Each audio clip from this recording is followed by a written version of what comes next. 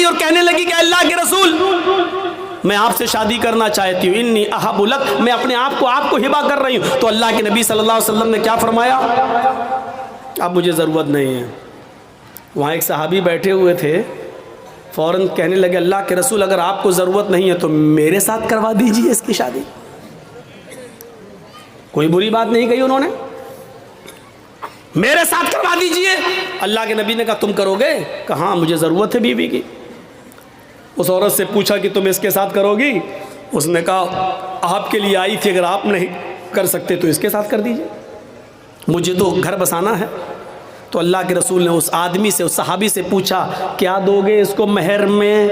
یہ نہیں پوچھا لڑکی سے تیرا باپ ہے، تیرا بھائی ہے، کیا دے گا اس صحابی کو؟ یہ نہیں پوچھا، بلکہ کیا پوچھا اس صحابی سے کیا دو گے اس کو مہر میں؟ کہتا مہر میں کیا دو گے؟ کچھ نہیں ہے میرے پاس۔ بخاری کی حدیث کے الفاظ ہے ما عندی شیء، میرے پاس کچھ نہیں ہے، کچھ نہیں ہے اور شادی کا سپنا۔ آئے ہائے ہائے، اسلام دیکھیے، اسلام کچھ نہیں ہے اور شادی کا سپنا، کچھ نہیں ہے اور شادی کرنا چاہتا ہے۔ اللہ کے نبی نے فرمایا نہ ایسا مت کہو، کچھ نہیں ہے، گھر جاؤ شاید کچھ سامان مل جائے، لے کر آؤ، وہی اس کو مہر دے دیں گے۔ ہاں ٹھیک ہے میں جا رہا ہوں۔ گھر گیا، اپنی ماں سے، باپ سے، بھائی سے، بہن سے، سب سے پوچھ ڈالا کچھ ہے؟ پتہ چلا کچھ نہیں ہے۔ آیا کہ اللہ کے رسول گھر میں کوئی چیز نہیں ملی۔ آپ نے کہا دیکھو تم شادی کرنے جا رہے ہو، بیوی کو کچھ تو مہر دینا پڑے گا نا۔ پتہ چلا مہر نقد ہونا چاہیے، کچھ تو ملے گا۔ کہنے لگے کچھ نہیں ملا۔ اللہ کے نبی نے کہا دوبارہ جاؤ۔ کہا جب کچھ ہے ہی نہیں تو پھر دوبارہ جا کے کیا 50 بار بھی جاؤں گا تو کچھ نہیں ملے گا؟ کہا دوبارہ جاؤ، التمس خاتما من الحدید، لوہے کی انگوٹھی مل جائے تو وہی لے آؤ، سونے کی نہیں، چاندی کی نہیں، لوہے کی انگوٹھی جو آج 5-5, 6-6, 10-10 روپے میں ہمیں سڑکوں پر مل جائے گی۔ اگر لوہے کی انگوٹھی ہی مل جائے تو وہی لے آؤ، وہی دے دو اپنی بیوی کو، ہونے والی بیوی کو۔ وہ کہتا لوہے کی انگوٹھی، چلو جاتا ہوں پوچھتا ہوں، معمولی چیزیں ہوگی گھر میں رکھی ہوگی۔ وہ دوبارہ گھر گیا، وہ صحابی تھوڑی دیر کے بعد گھر سے واپس آتے اور کہتے ما وجدت خاتما من الحدید، اے اللہ کے رسول گھر میں بہت کچھ ڈھونڈا، بہت تلاش کیا، لیکن مجھے لوہے کی انگوٹھی بھی نہیں ملی۔ مایوس ہو گئے۔ اللہ کے رسول بھی بیٹھے کہ اس کے پاس لوہے کی انگوٹھی بھی نہیں ہے، اب یہ کیسے کیا ہوگا؟ اب وہ جانے لگا۔ اللہ کے نبی نے کہا کہاں جا رہے ہو؟ کیا کروں گا بیٹھ کے جب نکاح ہی نہیں ہو سکتا ہے، لوہے کی انگوٹھی بھی نہیں ہے، کچھ نہیں ہے گھر میں، جا رہا ہوں کھیتی باڑی کروں گا، کچھ محنت کروں گا، مزدوری کروں گا، ماں بوڑھی ہے اس کی ذمہ داری ہے میرے اوپر، باپ بوڑھے ہیں ان کو کھلاتا ہوں پلاتا ہوں، جا رہا ہوں کام دھندا کروں گا کچھ۔ اللہ کے نبی نے کہا ادھر آؤ، بیٹھایا اپنے پاس، پوچھا تمہارے پاس کچھ نہیں ہے؟ کہا تو دیا نہیں ہے۔ لوہے کی انگوٹھی بھی نہیں ہے؟ کہا نہیں ہے۔ کہا اچھا سوچو، ایک بار اور سوچو، کچھ ہے؟ دماغ داؤں، کہاں ہاں ہے۔ کہا کیا ہے؟ عندی ازار، ایک لنگی ہے، تہبند ہے، ایک تہبند ہے، لاؤ لاؤ لاؤ لاؤ، اس کو دے دو، چلو وہی دے دو۔ کیا کہتا ہے معلوم ہے؟ وہی دے دو۔ جب وہ دے دوں گا تو میں کیا پہنوں گا؟ جب سوتا ہوں تو وہی تو پہنتا ہوں گھر پہ، جب اس کو دے دوں گا تو میرے پاس کیا رہے گا؟ تو اللہ کے نبی نے کہا پھر کیوں کہہ رہے ہو کہ کچھ ہے؟ کہا آپ نے پوچھا تو میں نے کہہ دیا وہی ہے، اس کو میں پہن کے سوتا ہوں، تو پھر اس کو وہ بھی نہیں دے سکتے ہو؟ تو اس نے کہا پورا نہیں دے سکتا ہوں، 2 ٹکڑے کر دیتا ہوں، آدھا دے دوں گا اس کو۔ اب اللہ کے رسول کی مسکراہٹ نکل گئی، ہنسی آ گئی۔ آدھا دو گے بیچاری، آدھا کا کیا کرے گی وہ؟ آدھا کس کام کا؟ اور جب پھاڑ دو گے تو آدھا تم کیا کرو گے؟ تمہارے کس کام کا؟ کسی کام کا ہو یا نہ ہو، کم سے کم کھیت میں بچھا تو لیں گے، بیٹھ تو جائیں گے۔ باندھنے کے لائق نہیں رہے گا تو کیا ہوا، کم سے کم زمین پر بچھا کے بیٹھ تو سکتے ہیں۔ پورا نہیں دے سکتا ہوں میں، دوں گا تو آدھا۔ اللہ کے نبی نے کہا آدھا نہ اس کے کوئی کام کا، نہ آدھا تیرے کوئی کام کا۔ نہیں یہ تو نہیں لوں گا۔ اچھا یہ بتاؤ قرآن کتنا یاد ہے؟ اوہ نوجوانوں سنو، ویڈیو بنانے والوں سنو، اپنے اپنے کیمروں میں قید کرنے والوں سنو، سننا اور پوری تقریر مت سننا، بس وہی سنتے رہنا کہ سب سے بڑا سخت عذاب اس کو ہوگا جو دنیا میں تصویریں۔ پوری تقریر مت سننا، بس یہی سنتے رہنا، یہ جملے تمہیں تھپڑ مارتے رہیں گے۔ جب تک دوسرے سال ہمیں بلا نہیں لو تب تک وہی حدیث تمہیں تھپڑ مارتی رہے گی کہ ہم کیا کیا کرتے ہو، کتنے بڑے بڑے گناہ کرتے ہیں۔ سنو،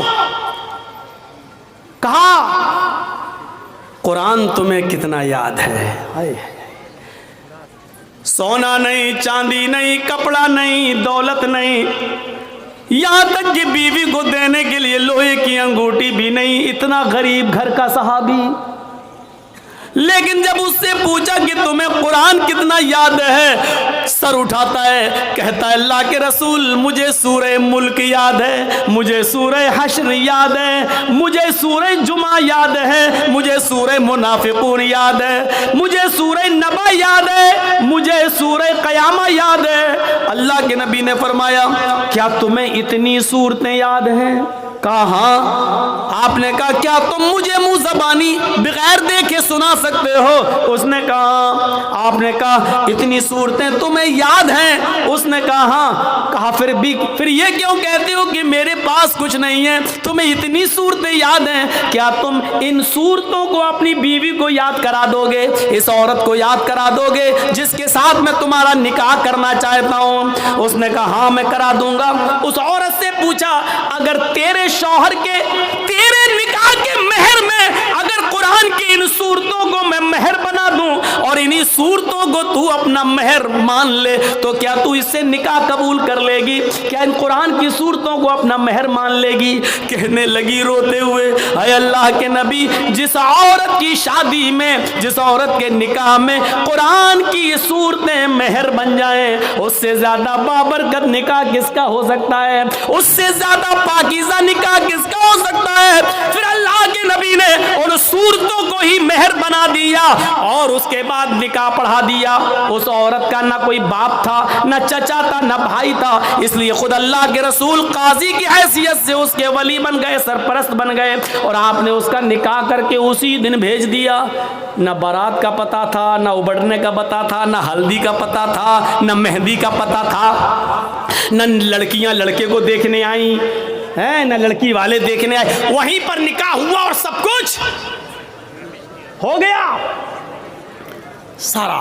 اور سنو، یہ نکاح جتنی سادگی کے ساتھ ہوا، 1400 سال کے بعد آج بھی اس نکاح کا چرچا ہوتا ہے، اس نکاح کا تذکرہ ہوتا ہے، اس نکاح کا ذکر ہوتا ہے، 1400 سال کے بعد بھی اس نکاح کا ذکر ہو رہا ہے۔ تو میرے بھائیوں میں کہنا یہ چاہ رہا تھا کہ اسلام مکمل ایک مذہب ہے، مکمل کمپلیٹ ایک دین ہے، کمپلیٹ۔ اسلام کے علاوہ کوئی دین کمپلیٹ نہیں ہے۔ اسلام کی خصوصیت ایک اور ہے، کیا ہے؟ یہ دین معتدل ہے۔ معتدل کس کو کہتے ہیں؟ آئیے ذرا سن لیجئے۔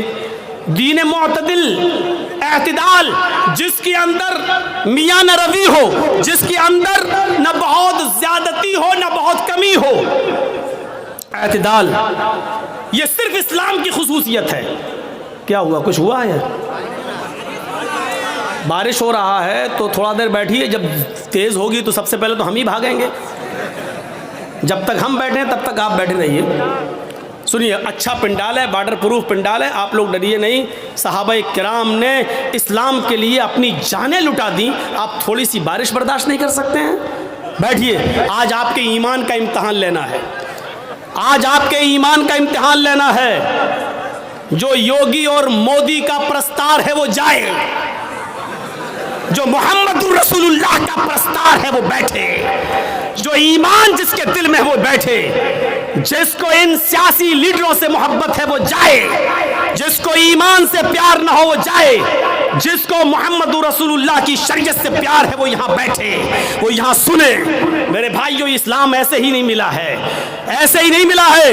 صحابہ کی قربانیوں کے بعد، ان کی گردنیں کٹنے کے بعد، ان کی شہادتوں کے بعد یہ اسلام ہم تک آیا ہے۔ سمیہ رضی اللہ تعالیٰ عنہ نے اپنی شرمگاہ میں نیزہ داخل کروایا تھا، لیکن اللہ اللہ کہتی رہی تھی، اس کے دونوں پیر باندھ دیے گئے تھے، چیر دی گئی جسم سے دو ٹکڑے کر دیے گئے، لیکن اسلام کو نہیں چھوڑا۔ آؤ، تم سمیہ جیسی صحابیات کے ایمان پہ بھروسہ کرتے ہو تو بیٹھو، ان کی طرح ایمان اگر تمہارے دلوں میں موجود ہے تو بیٹھو، اور دیکھتا ہوں ہوں کہ کون ہے جو بارش کے چند قطروں سے ڈر کے بھاگتا ہے اور کون ہے جو اپنے ایمان کی مضبوطی کا ثبوت پیش کرتا ہے۔ میرے پیارے ساتھیوں، آپ کو بیٹھنا ہوگا اور جس کو جانا ہو جائے، جس کے جیب میں نوٹوں کی گڈی ہو اور بارش کے قطروں سے اس کے بھیگ جانے کا ڈر ہو، وہ جائے یہاں سے۔ مولوی جرجیز کو ایسے جوانوں کی ضرورت نہیں ہے، ایسے جوانوں کی ضرورت نہیں ہے۔ جرجیز کا راہ بڑا مشکل ہے، جرجیز کا راستہ بڑا کٹھن ہے۔ ہمارے راستے پر وہ چلے جو کانٹوں پہ چلنا جانتا ہو، ہمارے راستوں پہ وہ چلے جو آگ کے انگاروں پر جس کو ڈر ہو کہ ہمارے پیروں میں پھلک پڑ جائیں گے وہ جائے، اور جس کو امید ہے کہ ہم آگ کے انگاروں پہ چل جائیں گے قرآن و حدیث کی آواز سن کر، جس کو ایمان کے لیے آگ کے انگاروں پہ چلنا گوارا ہو وہ یہاں بیٹھے۔ اب دیکھتا ہوں کہ کس کے ایمان میں کتنی طاقت ہے اور کس کا ایمان کتنا کمزور ہے۔ میں نے دونوں چیزیں بتا دی ہیں آپ کے سامنے۔ اسلام ایک دین معتدل ہے، میاں نہ روی، برابری، اس کے اندر نہ زیادتی ہے نہ کمی ہے۔ سنیے، اسلام کی پہلی بنیاد 5 چیزوں پر جو رکھی گئی ہے، اس کی پہلی بنیاد کیا ہے؟ کلمہ طیبہ، لا الہ الا اللہ محمد رسول اللہ۔ یہ کلمہ پڑھنا ضروری ہے، لیکن کسی کو زبردستی پڑھوا کر اس کو مسلمان کرنا اسلام کے اندر حرام ہے۔ اس کے بعد اسلام کی دوسری بنیاد آتی ہے نماز۔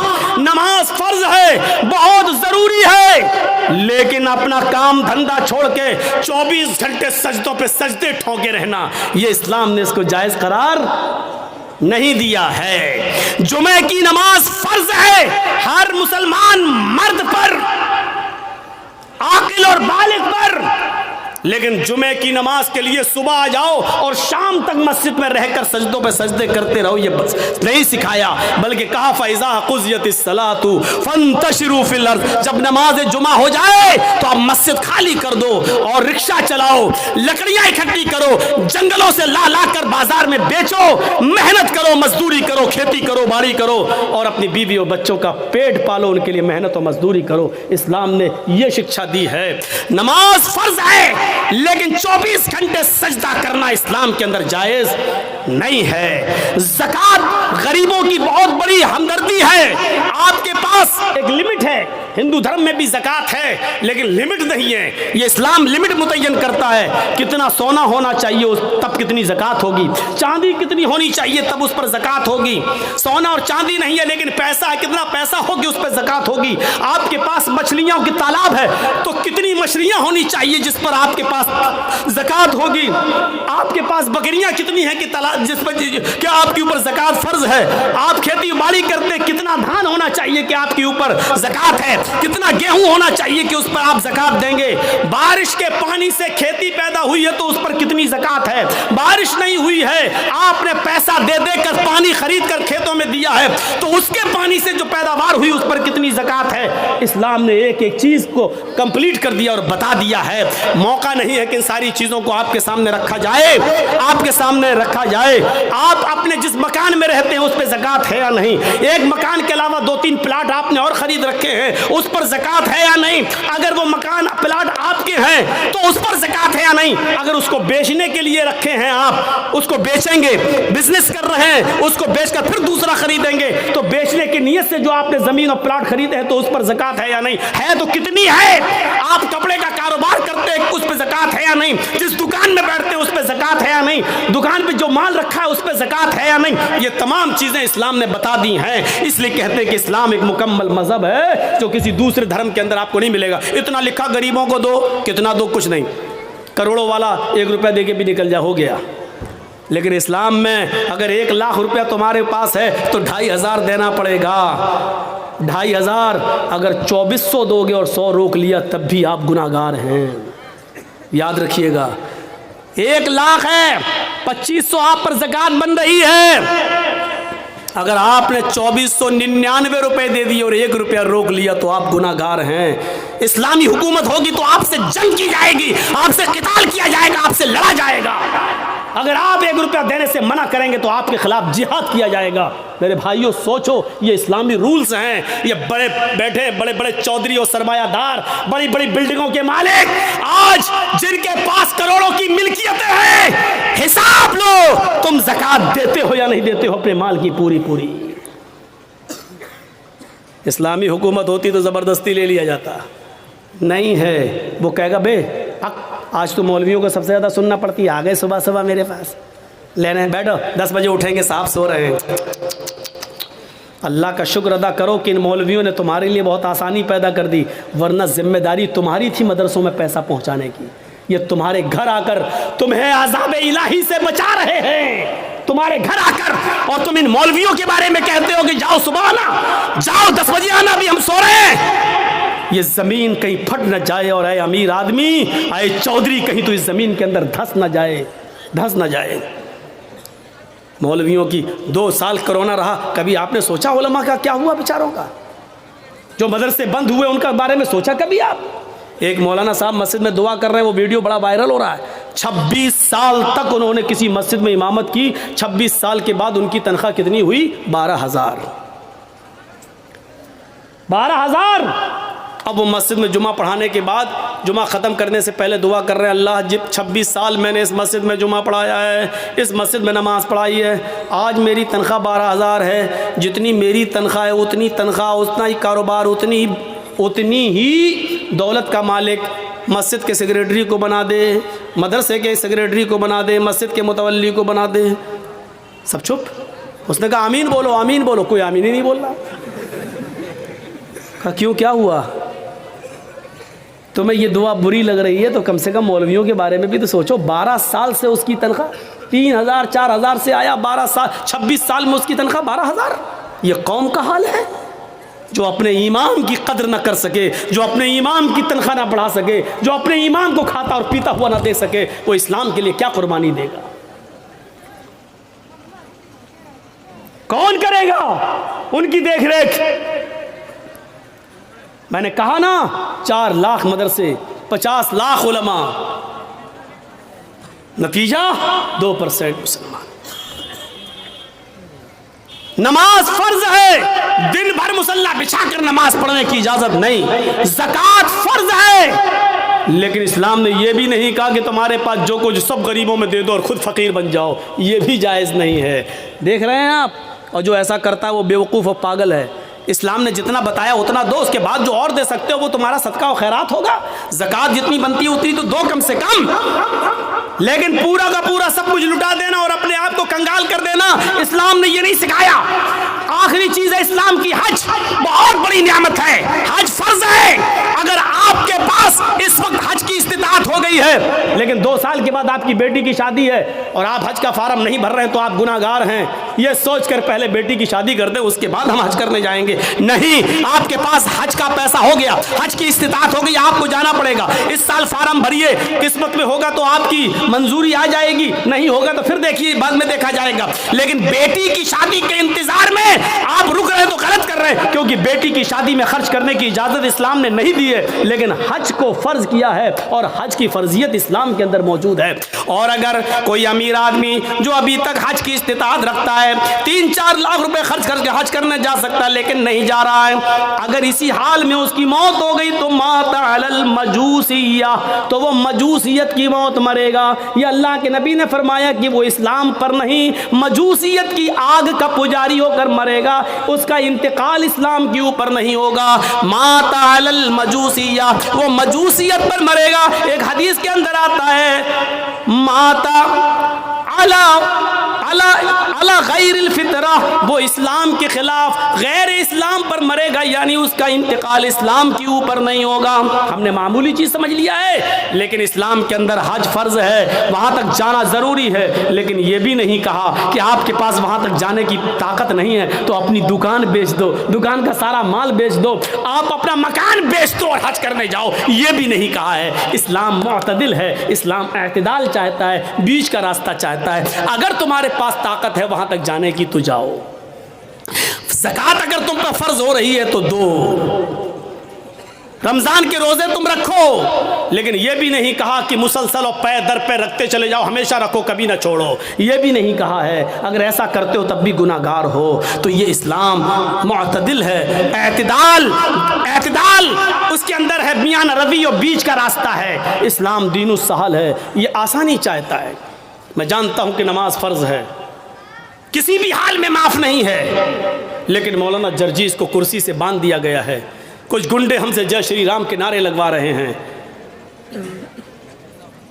مار رہے ہیں، اسی وقت اذان کی آواز آتی ہے اللہ اکبر اللہ اکبر، جرجیت صاحب نماز اس وقت بھی معاف نہیں۔ دیکھ رہے ہیں آپ، جرجیت صاحب کہہ رہے ہیں ظالموں مار لینا مجھے، لیکن نماز کا وقت ہو گیا، کم سے کم مجھے نماز پڑھ لینے دو۔ یہ کہنا پڑے گا جرجیت صاحب کو۔ چھوڑ دیتے ہیں تو ٹھیک ہے، لیکن ہاتھ پیر بندھے ہیں، نہیں چھوڑ رہے ہیں۔ ایک بار کہیے ظالموں چھوڑ دو مجھے تاکہ میں وضو بنا لوں، انہوں نے کہا نہیں، تمہارے ہاتھ پیر نہیں کھولے جائیں گے۔ تب بھی نماز فرض ہے۔ اگر وضو بنانے کی اجازت نہیں دی جا رہی ہے تو دل میں نیت کر لو وضو کی۔ سن رہے ہیں؟ مار پڑ رہی ہے، دشمن سامنے کھڑا ہے، نوجوانوں تمہارے اوپر تو یہ کچھ بھی نہیں ہو رہا ہے، اور پھر بھی تم سوتے رہتے ہو، بنے ہو محمد اسلم، محمد اکرم، محمد اظہر، محمد فلاں۔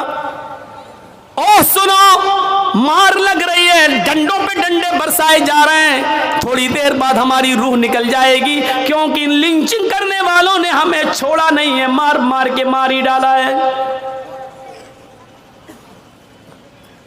ان کو نشہ ہے کسی طاقت کا، ان کو نشہ ہے کسی کے پاور میں ہونے کا، ان کو معلوم ہے کہ ہم کچھ بھی کر لیں، ہماری کتنی ویڈیو بن جائے، ہمارے اوپر جس کا ہاتھ ہے وہ کچھ نہیں ہوگا، نہ پولیس ہماری FIR کرے گی، اور کرے گی بھی تو سرکار ہمارے مقدمے واپس لے لے گی۔ ان کو معلوم ہے یہ سب کچھ، اس نشے نے ان کو مجبور کر دیا، لیکن نماز اس حال میں بھی پڑھنا پڑے گی۔ آسانی کیا ہے؟ نماز فرض ہے، یہ سختی ہے، لیکن آسانی کیا ہے؟ اگر وہ تمہیں وضو نہیں بنانے دے رہے ہیں تو تم دل میں نیت کر لو وضو کی۔ اگر وہ تمہیں کھول نہیں رہے، قبلے کی طرف تمہارا چہرہ نہیں کرنے دے رہے ہیں، تو دل میں نیت کر لو اگر میرا چہرہ کھلا ہوتا تو میں قبلے کی طرف کر لیتا۔ اے اللہ، میرے لیے قبلہ آج بدلنے کی طاقت نہیں ہے، میرے لیے یہ لوگ میرا چہرہ قبلے کی طرف نہیں کر سکتے، لیکن اینما تولوا وجوہکم، ہم جہاں کہیں بھی ہیں، جس طرف بھی میرا چہرہ ہے، تو اپنے علم کے اعتبار سے ہر جگہ ہے۔ اے اللہ، میری نیت کو ہی میرے لیے قبلہ بنا دے، لیکن نماز پھر بھی پڑھنا پڑے گی۔ اللہ اکبر کہنے کے لیے ہاتھ نہیں اٹھ رہے ہیں، ہاتھ پیر باندھ دیے گئے ہیں، تو زبان سے ہی کہہ دو اللہ اکبر۔ ہاتھ نہیں باندھ پا رہے ہو تو مت باندھو۔ اب اگر تمہیں ہاتھ باندھ کر دعائیں نہیں پڑھنے کا موقع مل رہا ہے تو ایسے ہی پڑھتے رہو زبان سے، الحمدللہ رب العالمین الرحمن الرحیم مالک یوم الدین۔ نماز اس حال میں بھی تمہیں پڑھنا پڑے گی۔ آسانی یہ ہے کہ جس کنڈیشن میں ہو اسی کنڈیشن میں پڑھ لو، لیکن معاف نہیں ہے۔ سہولت بھی دیکھو، وضو کے لیے وضو نہیں بنانے دیا جا رہا ہے تو دل میں نیت کر لو، ہو گیا۔ یہ ہے آسانی۔ اسلام دین السہل ہے، اتنی آسانی دنیا کی کسی مذہب کے اندر نہیں ہے۔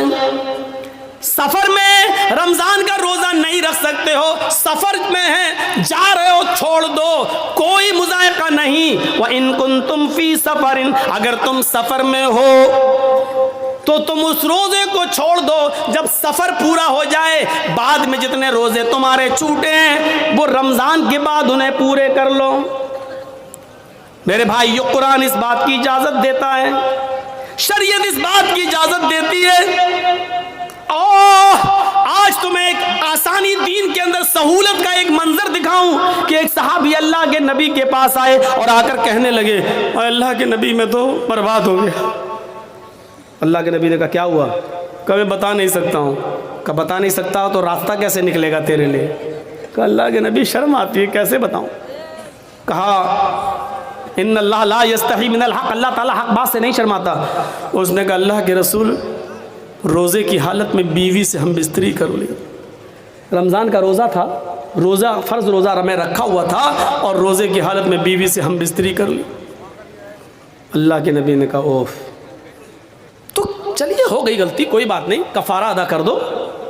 کفارہ مطلب پراشچت، کفارہ ادا کر دو، اس کا دنڈ ہے، اسلام نے بتایا ہے، وہ پورا کر لو۔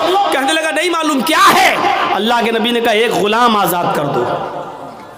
ایک غلام، اس زمانے میں آدمی عورتیں بیچے جاتے تھے، خریدے جاتے تھے، اللہ کے نبی نے کہا ایک غلام آزاد کر دو۔ کہتا غلام کہاں؟